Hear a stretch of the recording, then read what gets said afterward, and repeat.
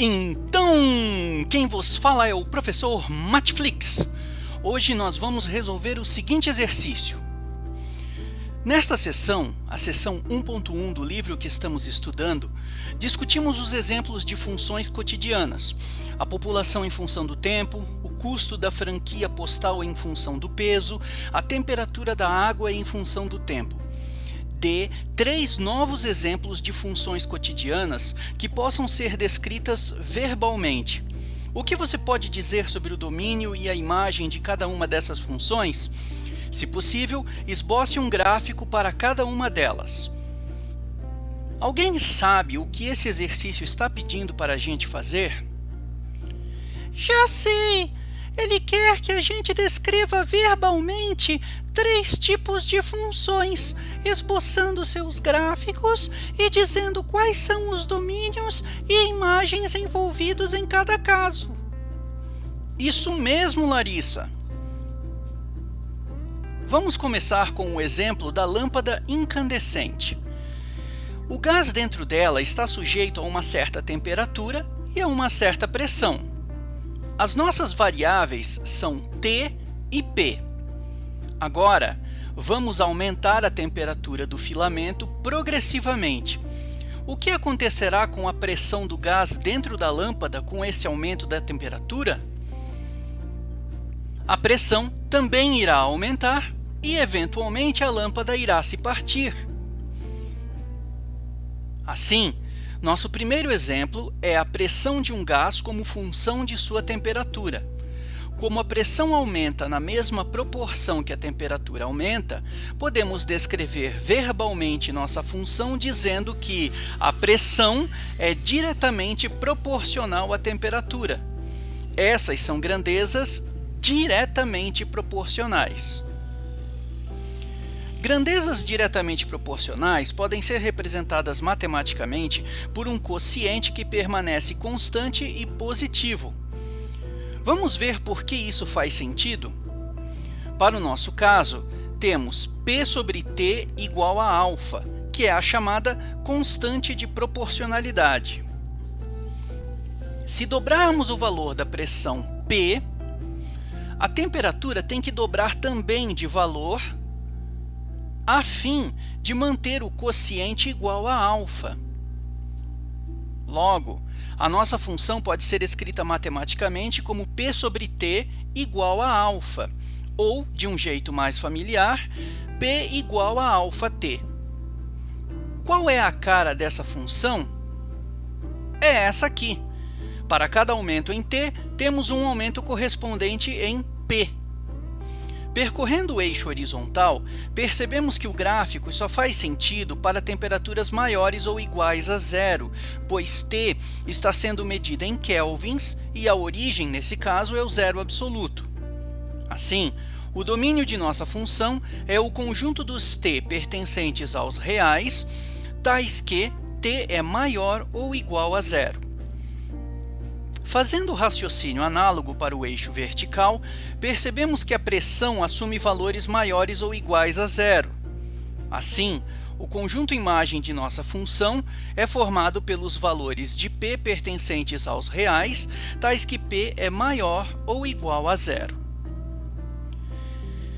Para o segundo exemplo de função, vamos considerar o gás contido no interior de uma garrafa de champanhe fechada.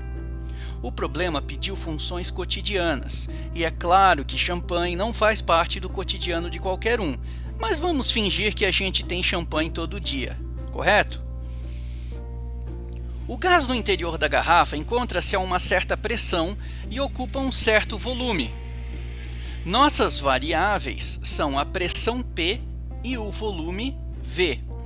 O que acontece quando abrimos a garrafa? Nós diminuímos a pressão sobre o gás e, com isso, seu volume aumenta, o gás se expande e ocorre o estouro. Assim, nosso segundo exemplo é o volume de um gás como função de sua pressão. Como o volume aumenta quando a pressão diminui, eles têm um comportamento inverso e são chamados de grandezas inversamente proporcionais. Podemos descrever verbalmente nossa função dizendo que o volume é inversamente proporcional à pressão. Grandezas inversamente proporcionais podem ser representadas matematicamente por um produto constante e positivo. Vamos ver por que isso faz sentido? Para o nosso caso, temos P vezes V igual a beta. Se reduzirmos o valor da pressão pela metade, o volume tem que dobrar de valor para compensar a mudança e manter beta constante. Logo, a nossa função pode ser escrita matematicamente como P vezes V igual a beta, ou, de um jeito mais familiar, V igual a beta sobre P. Qual é a cara dessa função? É essa aqui. À medida que P diminui, V aumenta. Percorrendo o eixo horizontal, notamos que a pressão é sempre positiva sem ser nula, caso em que o volume seria infinito. Assim, o domínio de nossa função é o conjunto dos P pertencentes aos reais, tais que P é maior que zero. Fazendo o raciocínio análogo para o eixo vertical, obtemos que o volume assume valores maiores do que zero. Assim, o conjunto imagem de nossa função é formado pelos valores de V pertencentes aos reais, tais que V é maior do que zero. Os dois exemplos anteriores são casos particulares da Lei Geral dos Gases Ideais, que muitos de vocês terão contato no futuro. Como um terceiro exemplo, vamos usar esta lei considerando que uma amostra de gás esteja sendo mantida a uma pressão e volume constantes. Como resultado, a temperatura T deve ser uma função constante do tempo e dizemos que o sistema está em equilíbrio térmico. Qual é a cara de uma função constante? É essa aqui. Percorrendo o eixo horizontal, encontramos que o domínio da função é o conjunto dos t pertencentes aos reais com t maior ou igual a zero, pois os valores do tempo só fazem sentido se contados a partir do zero. E qual é a imagem dessa função? A imagem é o conjunto com um só elemento, pois toda função constante dá como resposta um único valor. Ufa! Acabou!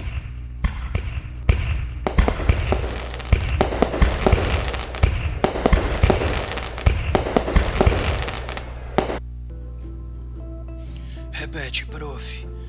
Não entendi direito o comportamento de proporcionalidade nos gráficos das funções. Veja bem, Rodrigo.